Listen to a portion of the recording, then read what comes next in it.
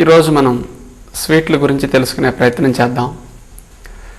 పూర్వీకులైతే స్వీట్లను సందర్భానికి, పండుగలప్పుడు, పెళ్ళిళ్ళప్పుడు మాత్రమే తీసుకునేవారు. పంచదార బెల్లంతో తయారు చేసినప్పటికీ సందర్భానికి అప్పుడప్పుడు తినబట్టి వారికి అంత హాని జరగలేదని చెప్పొచ్చు.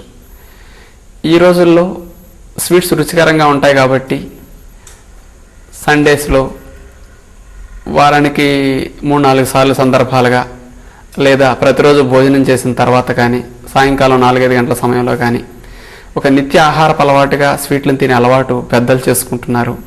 అలాగే పిల్లలకు కూడా అలా పెడుతున్నారు. వాటి వల్ల అనేక రకాల సమస్యలు వస్తున్నాయి. ముఖ్యంగా ఈ రోజుల్లో చూస్తే థ్రోట్ ఇన్ఫెక్షన్స్ కానీ, దంతాలు పుచ్చిపోవటం కానీ, టాన్సిలైటిస్ కానీ, కడుపులో మంటలు కానీ, వెయిట్ పెరగటం, నెమ్ము, దగ్గు, పిల్లికోతలు ఇలాంటి సమస్యలు రావడానికి స్వీట్స్ చాలా దోహదం చేస్తాయని చెప్పొచ్చు. ఇలాంటి స్వీట్స్ని రుచికరంగా చేసుకుంటూ ఆరోగ్యానికి హాని కలగకుండా చేసుకునే ప్రత్యామ్నాయ మార్గాలను ఎవరూ ఆచరణ చేయటం లేదు.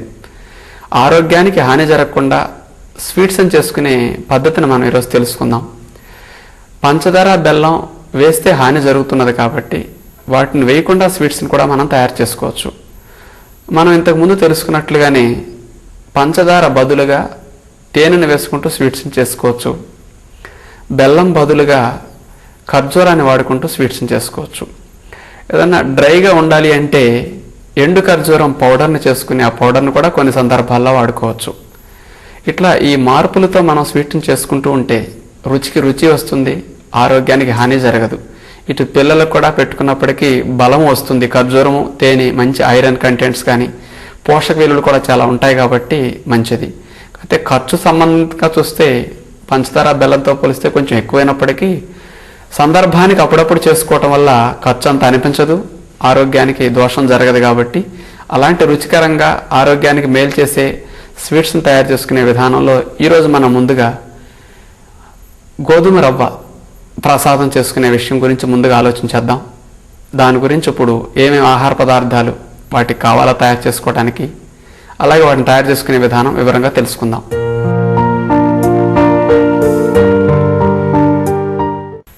గోధుమ ప్రసాదం చేసుకోవడానికి కావలసిన పదార్థాల్లో జవ్వ గోధుమ రవ్వ, అంటే ఎర్ర గోధుమ నూకనే జవ్వ గోధుమ రవ్వ అంటారు. అంటే పాలిష్ పట్టిన గోధుమ రవ్వ తెల్లగా ఉంటుంది, పాలిష్ పట్టన రవ్వ ఎర్రగా ఉంటుంది, దాన్నే జవ్వ రవ్వ. అది 1 కప్పు. పాలు రవ్వకు 2 రెట్లు కాబట్టి 2 కప్పులు పాలు. అలాగే జీడిపప్పు, బాదం పప్పు తగినంత. మేగడ రుచి కొరకు కాస్త జీడిపప్పు, బాదం పప్పు వేయించుకోవటం కొరకు కొద్ది మోతాదు, 1 స్పూను లేదా 2 స్పూన్లు సరిపోతుంది. యాలక పొడుము సువాసన కొరకు. తీపి కొరకు పంచదార వేయకుండా ఈ ప్రసాదంలో తేనెతో చేసుకుంటాం కాబట్టి తేనె ఖర్చు తగ్గించుకుందాం అనుకునేవారు ఖర్జూరంతో చేసుకోవచ్చు. ఖర్జూరం ముద్ద సుమారుగా 1 కప్పుడు అవసరం అవుతుంది. ఖర్జూరం ముద్దతో చేసుకోవచ్చు. రుచి కొరకు అయితే తేనె బాగుంటుంది. ఖర్జూరం అయితే తేనంత టేస్ట్ రాదు కానీ పర్వాలేదు. అంటే పంచదార స్వీట్లకి ఉన్న టేస్ట్ బెల్లం స్వీట్లకి రానట్లుగానే తేనెతో వేసిన స్వీట్లు మరింత రుచిగా అనిపిస్తాయి కాబట్టి తేనెతో చేసుకునే విధానం మనం తెలుసుకుందాం.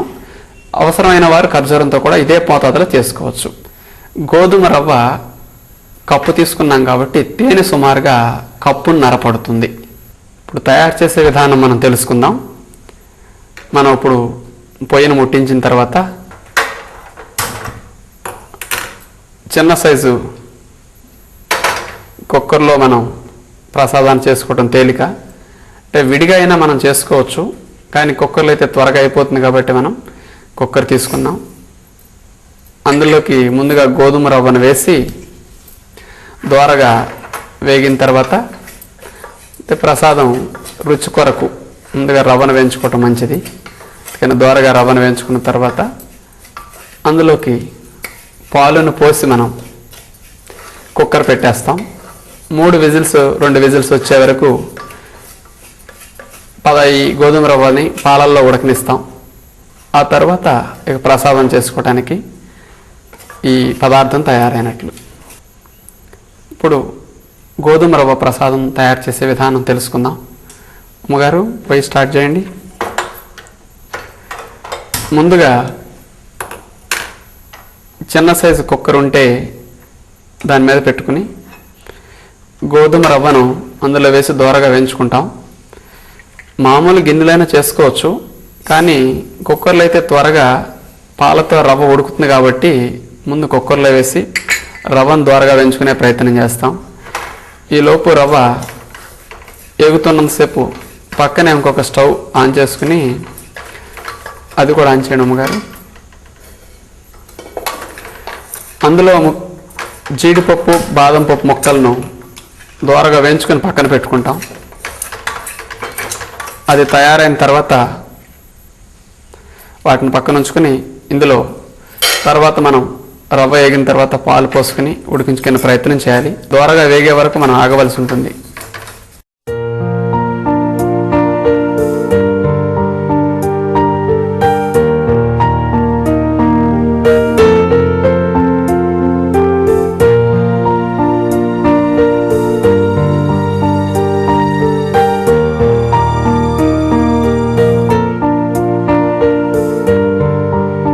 ఇప్పుడు రవ్వ దోరగా వేగింది. అందులోకి మనం పాలు పోసి కుక్కర్ మూత పెట్టిక 2-3 విజిల్స్ వచ్చే వరకు అట్లా ఉంచితే రవ్వ బాగా ఉడుకుతుంది.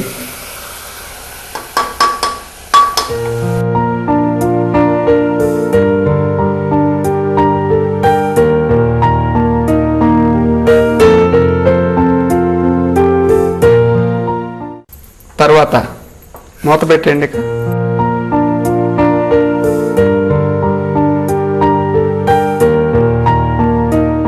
మనం జీడిపప్పుని కూడా దోరగా వేయించుకున్నాం, అది కూడా పూర్తిగా వేగింది. దాన్ని తీసుకు పక్కన ఉంచుకుంటాం. ఈలోపు కుక్కర్ 3 విజిల్స్ వచ్చే వరకు మనం ఆగవలసి ఉంటుంది.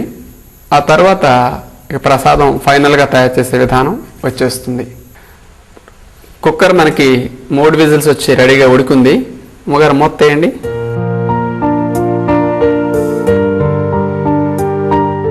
అంటే పాలతో గోధుమ నూక మెత్తగా ఉడికింది, పూర్తిగా తయారైనట్లు. ఈ గోధుమ నూక పాలలో ఉడికిన దాన్ని తీసుకువెళ్ళి మనం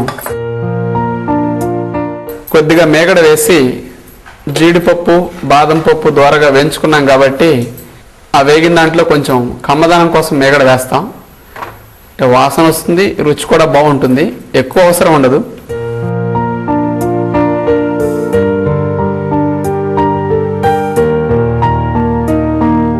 దోరగా వేగిన తర్వాత ఈ గోధుమ నూక పాలతో ఉడికిన దాన్ని తేనె వేసి బాగా దగ్గరగా అయ్యేటట్లు కలవనిస్తాం.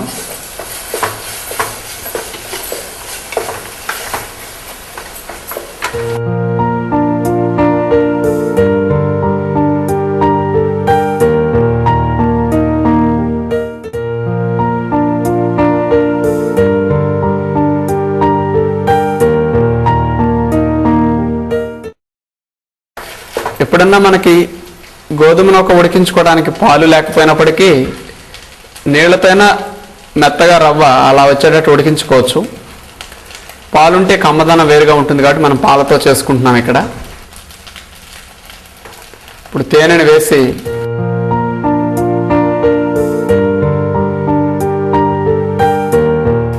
కొద్దిగా ఉడికించాలి. చాలామందికి ఒక సందేహం వస్తుంది, వేడి మీద తేనె వేస్తే దెబ్బతిందా అని. ఇక్కడ పదార్థంతో కలుస్తున్నది కాబట్టి విరగటం కానీ అదేమి ఉండదు. కొన్ని పాయసాలు అట్లాంటి సందర్భాల్లో కొంచెం చల్లారిన తర్వాత వేసుకుంటాం, కానీ ఇట్లాంటి వాటిలో వేడి మీద వేసినప్పటికీ ఇది ఘన పదార్థంతో తేనె కలుస్తున్నది కాబట్టి విరిగే ప్రసక్తి ఉండదు కాబట్టి ఇట్లా వేసుకోవచ్చు. కాకపోతే పోషక విలువలు దెబ్బతింటాయనే సందేహం ఎక్కువ మందిలో కలగవచ్చు. కానీ తేనెను వేడి చేయటం వల్ల కొన్ని రకాల విటమిన్స్ ఏమన్నా పోతాయి కానీ హాని అయితే జరగదు. అంటే పంచదార వాడటం వల్ల అందులో ఉన్న కెమికల్స్ కానీ ఆ ప్రిజర్వేటివ్స్ కానీ ఇవన్నీ కలర్స్ కానీ ఇవన్నీ మనకి అనారోగ్యం కలగటానికి కారణం అవుతున్నాయి. కానీ తేనెలు అవేమి ఉండవు, లాభం కొంత తగ్గుతుందనే తప్ప నష్టం లేదు. కాబట్టి కొంచెం వేడి మీద వేసుకున్న దోషం లేదు. అందుకని ఇట్లా దగ్గరకయ్యే వరకు మనం కలవనిచ్చి ఫైనల్గా కొంచెం యాలకుల పొడిని చల్లుకుంటే ఇక ప్రసాదం తయారైనట్లే.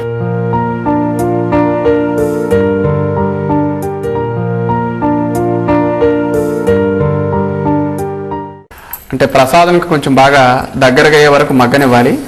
మూత పెట్టాలా ఉమ్మగారు? అంటే ఎగరాలి కాబట్టి కొంచెం మూత తీసే కలుపుకుంటూ ఉంటే సరిపోతుందట. ఇప్పుడు ప్రసాదం మనకు దగ్గరగా రెడీ అయింది. ఇందులో ఫైనల్గా ఇక సువాసన కొరకు యాలకుల పొడి వేసుకుంటే కమ్మటి వాసన. ఎవరన్నా సందర్భానికి కిస్మిస్లు కొంతమంది ఇష్టపడవచ్చు, మరి కొంతమంది ఇష్టపడకపోవచ్చు. ఎవరైనా కిస్మిస్లు ఇష్టపడితే ముందే కొంచెం దూరగా వేయించుకుని ఫైనల్గా వీటిలో కలుపుకున్న రుచిగానే ఉంటుంది.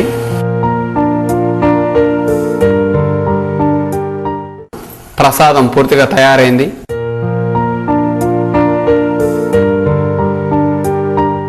మనం ఇప్పటి వరకు గోధుమ ప్రసాదం తయారు చేయటం తెలుసుకుందాం. తయారు చేసిన ప్రసాదం మన ముందుంది. ఇప్పుడు అందరూ చేసుకునే విధానమే, కాకపోతే మనం పంచదార బదులు తేనె వేసాం, నెయ్యి బదులు మేగడ వేసాం. చేసుకునే విధానం అంతా ఒకటే, కాకపోతే ఇది నిత్యం చేసుకునే పదార్థం కాదు. సందర్భానికి ఎప్పుడన్నా నెలకోసారి 2 సార్లు ఎప్పుడైనా తినవలసి వచ్చినప్పుడు చేసుకోవచ్చు. దీన్ని తయారు చేసుకున్న తర్వాత 1 లేదా 2 రోజులు లేదా 3వ రోజు వరకు కూడా నిల్వ ఉంటుంది. మనం అట్లా ఉంచుకునేనా తినొచ్చు. మరి సందర్భానికి వాడుకుంటే ఖర్చు కూడా ఎక్కువ కాదనుకున్నాం. అలా మనం ఉపయోగించుకునే ప్రయత్నం చేద్దాం. మనం తేనెతో ఖర్జూరంతో స్వీట్స్ చేసుకునే విధానం తెలుసుకుంటున్నాం. ఆ వరుసలో భాగంగానే ఇప్పుడు బొప్పాయి హల్వా చేసుకునే విధానం తెలుసుకుందాం.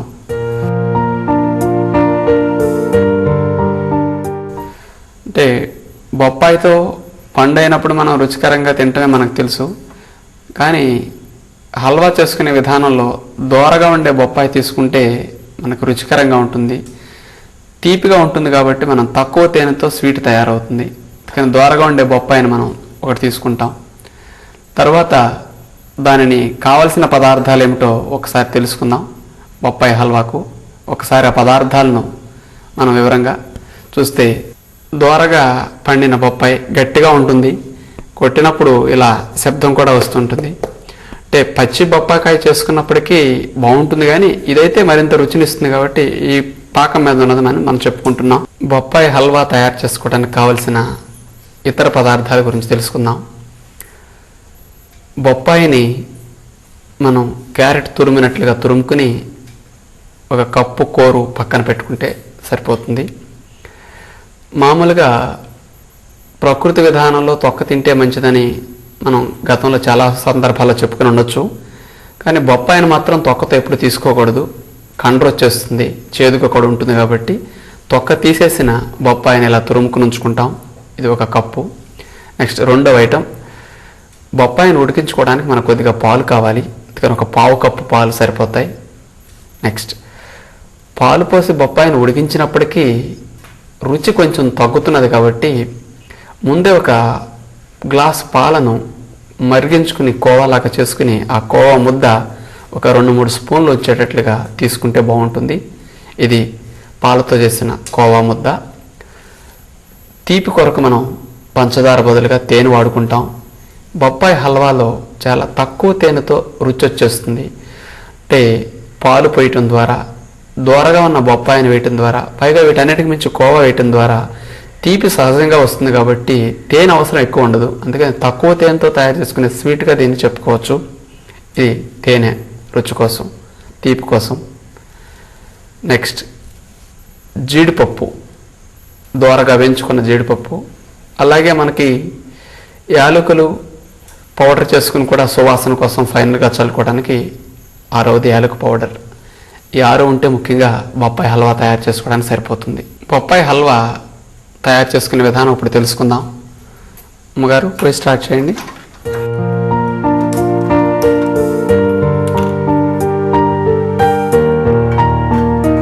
ముందుగా సన్నని సెగ పైన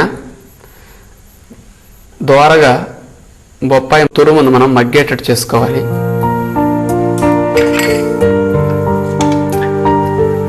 మనం ఇప్పుడు ఈ బొప్పాయి హల్వా గురించి ఎట్లా చెప్పుకుంటున్నామో ఇదే విధానంగా బూడిద గుమ్మడికాయ హల్వా, సొరకాయ హల్వా, క్యారెట్ హల్వా,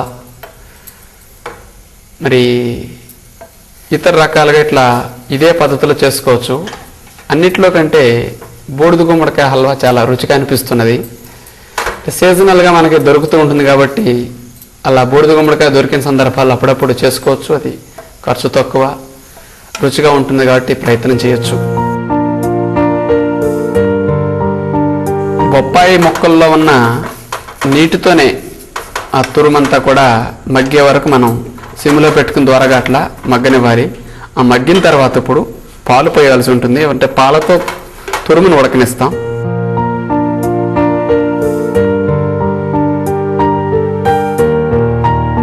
కొద్ది సెక మీదే మనం దీని అంతా చేసుకోవాల్సి ఉంటుంది.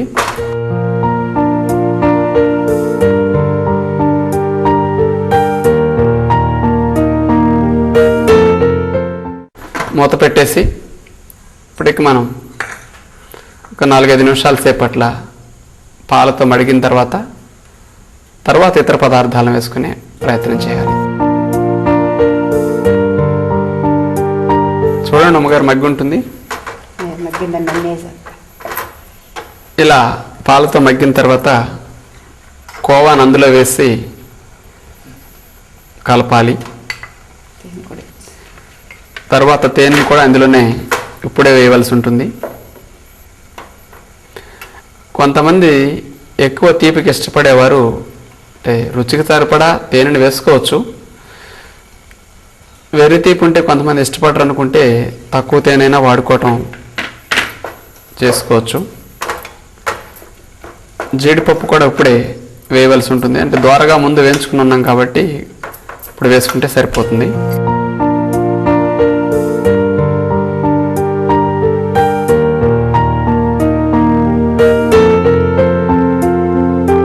వీటితో ఒక 2-3 నిమిషాలు కొంచెం దగ్గరగా మగ్గనిచ్చి చివరిగా సువాసన కొరకు యాలకు పొడి చల్లి దింపుకుంటే ఫైనల్గా బొప్పాయి హల్వా తయారైనట్లే.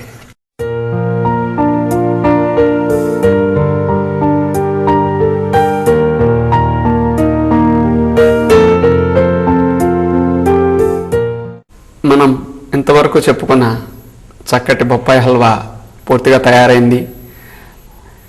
దీనిని తయారు చేసుకోవడానికి 15-20 నిమిషాల్లో అయిపోతున్నది. అందుకని ఎప్పుడన్నా మనం రుచికరంగా తినాలనుకున్నప్పుడు ఇలాంటి హల్వాని చేసుకుని తక్కువ టైంలో తీసుకోవడానికి చక్కటి అవకాశం ఉంటుంది.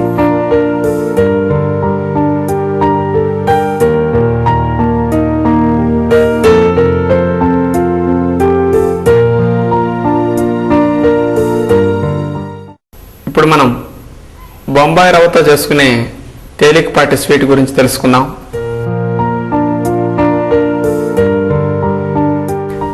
ఈ స్వీట్ తయారు చేసుకోవడానికి కావలసిన పదార్థాలు: బొంబాయి రవ్వ. దీనిని ముందుగా దోరగా వేయించుకుని ఉంచుకోవాలి. ఒక కప్పుడు బొంబాయి రవ్వ మనం వేయించుకుని ఇక్కడ రెడీ చేసుకుని ఉంచుకున్నాం. రెండవది పచ్చి కొబ్బరి, ఒక 1/2 కప్పు అవసరం ఉంటుంది. ఈ కొబ్బరిని కూడా దోరగా వేయించుకుని రెడీ చేసుకుని ఉంచుకోవాలి. మూడవది తీపి కొరకు మనం తేనె వాడతాం. 1 కప్పు తేనె పడుతుంది సుమారుగా. నాలుగవది ఒక గరిటెడు పాలు అవసరం ఉంటుంది, ఆ పాలు. 5 జీడిపప్పు, కిస్మిస్లు. సువాసన కొరకు 6వది యాలకు పొడి.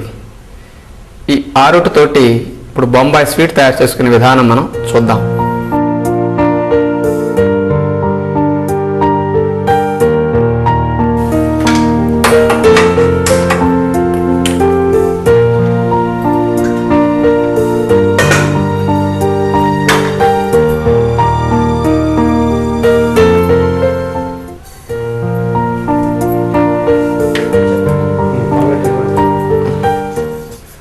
ఇప్పుడు మనం పొయ్యి మీద ఈ నాన్ స్టిక్ పాత్రను పెట్టుకున్న తర్వాత దోరగా వేయించిన బొంబాయి రవ్వ వేసాం. తర్వాత దోరగా వేయించిన కొబ్బరి తురుమును కూడా వేసేసాం. ఇప్పుడు తేనె కూడా అందులోనే వేస్తున్నాం.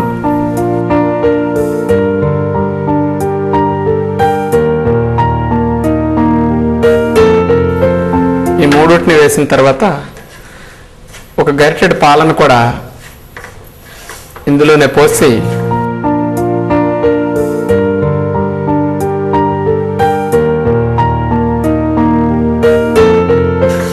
పాకం వచ్చే వరకు మధ్య మధ్యలో కదుపుకుంటూ అంటుకోకుండా దగ్గరగా అయ్యే వరకు మగ్గనివ్వాల్సి ఉంటుంది. మనం బొంబాయి రవ్వ స్వీట్కి ఇందాక అన్నీ పోసి దగ్గరగా అయ్యే వరకు కొద్దిసేపటికి ఒకసారి కదుపుకుంటూ ఇలా పాకం బాగా అయ్యే వరకు కొంచెమన్నాం. ఇప్పుడు అనుకున్నట్లుగా పాకం తయారైంది. ఇప్పుడు ఉమ్మగారు చూపిస్తారు ఆ పాకాన్ని, మీరు చూడండి. అదే మనం ఫైనల్గా అయిన తర్వాత చేయి దాని మీద ఇట్లా అద్దె చూస్తే చేతికి తడవకుండా ఉంటే మనం అచ్చు పోసుకోవడానికి ఈ పాకం సిద్ధమైనట్లు. ఇప్పుడు అలా పూర్తిగా తయారైన దాన్ని తీసుకొచ్చి ప్లేట్లో పోసి కట్ చేసుకోవడానికి ఈ పాకం సిద్ధమైంది.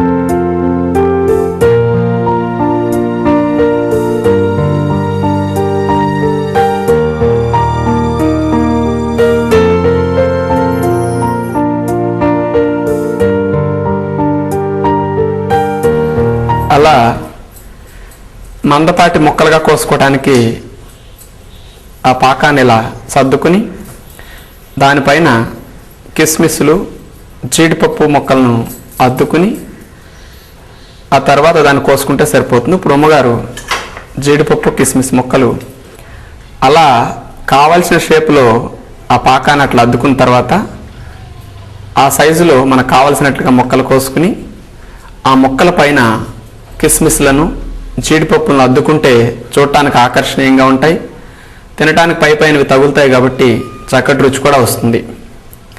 అలా కట్ చేసిన తర్వాత కొంతసేపు ఉంచితే అవి బిగుస్తాయి, అంటుకోకుండా అడుగు నుంచి ఊడొచ్చేస్తాయి.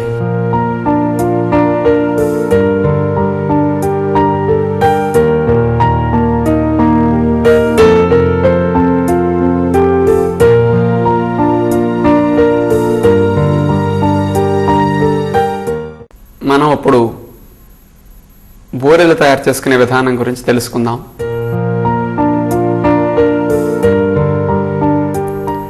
తెలుగువారికి ఏ పండగ వచ్చినా చక్కగా పెసర బూరెలు తయారు చేసుకు తినటం ఆనవాయితీగా వస్తున్నది. ఈ రోజుల్లో శ్రమ తక్కువ, సౌకర్యాలు పెరగటం వల్ల తినే పదార్థాలను తరచుగా తినటం వల్ల అనేక రకాల రుగ్మతలు రావడంతో నూనె నేతి పదార్థాలంటే భయపడటం జరుగుతున్నది.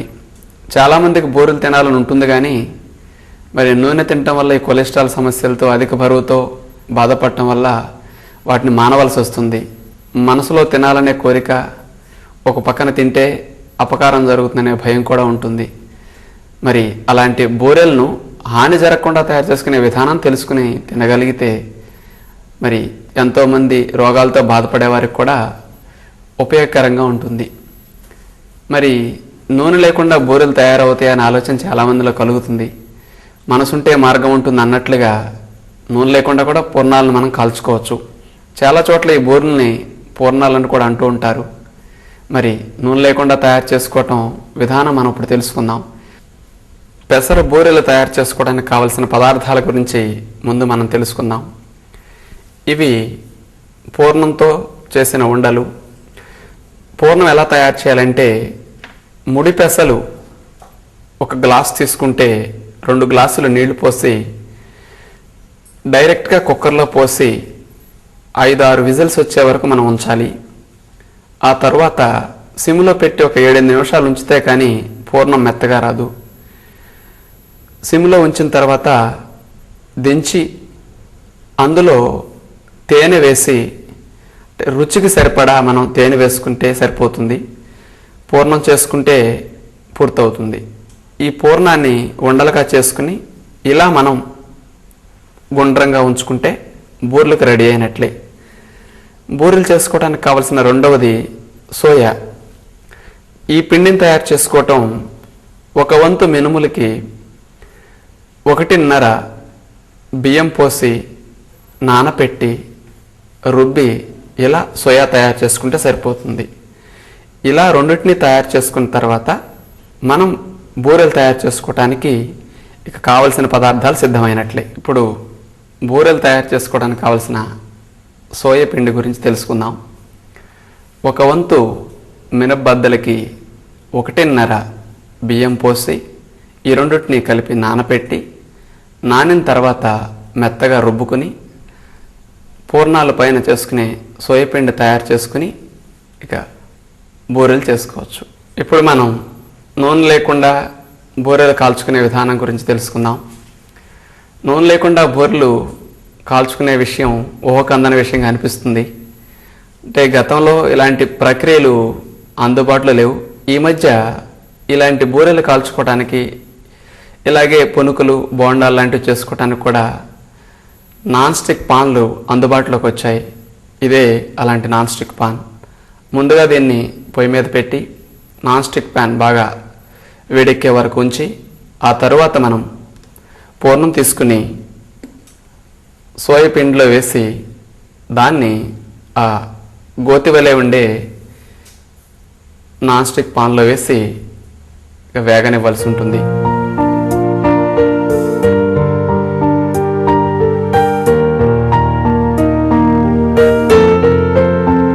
ఈ రకమైన నాన్ స్టిక్ పాన్ అందుబాటులో లేకపోయినప్పటికీ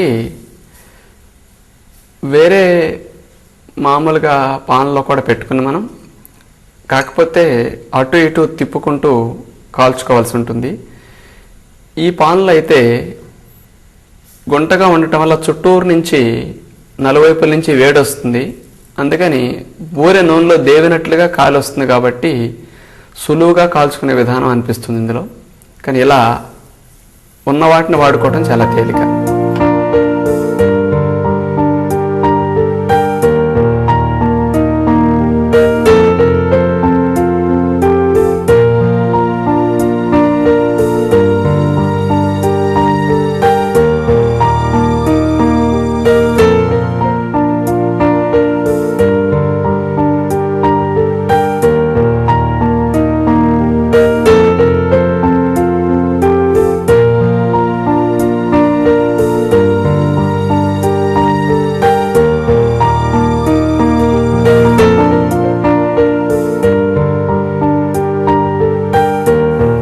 ఈ రకంగా బూరెలు కాల్చుకోవటం చాలా తక్కువ సమయంలోనే కాలిపోతాయి.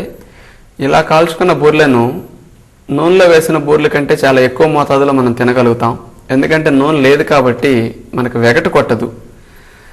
4-5 బూరెలు తినేసరికి ముఖం మోతటం కానీ దాహం వేయటం రకరకాల ఇబ్బందులు అనిపిస్తాయి తిన్న తర్వాత. కానీ వీటి వల్ల అలాంటి సమస్యలు లేకుండా మనం ఎక్కువ మొత్తంలో తినొచ్చు. ఇప్పుడు తక్కువ టైంలో కాలిపోతాయి కాబట్టి ముందు నుంచి మనం వేసుకున్న పూర్ణాలు ఏవో గుర్తుపెట్టుకుని వాటిని ఈ చెక్క పుల్ల పెట్టి తిప్పుకుంటూ కాలనీయలేదో చూసుకోవాల్సి ఉంటుంది.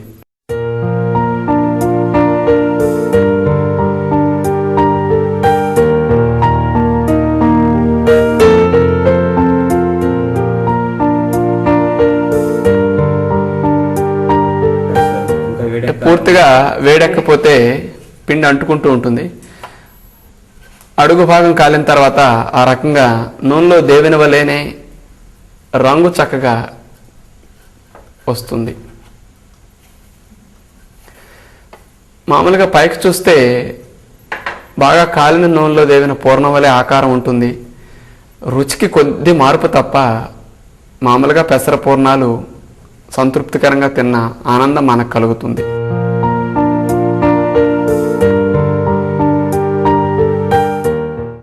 ఇంకా కొద్దిసేపు కాలితే కానీ పూర్తిగా ఊడదు.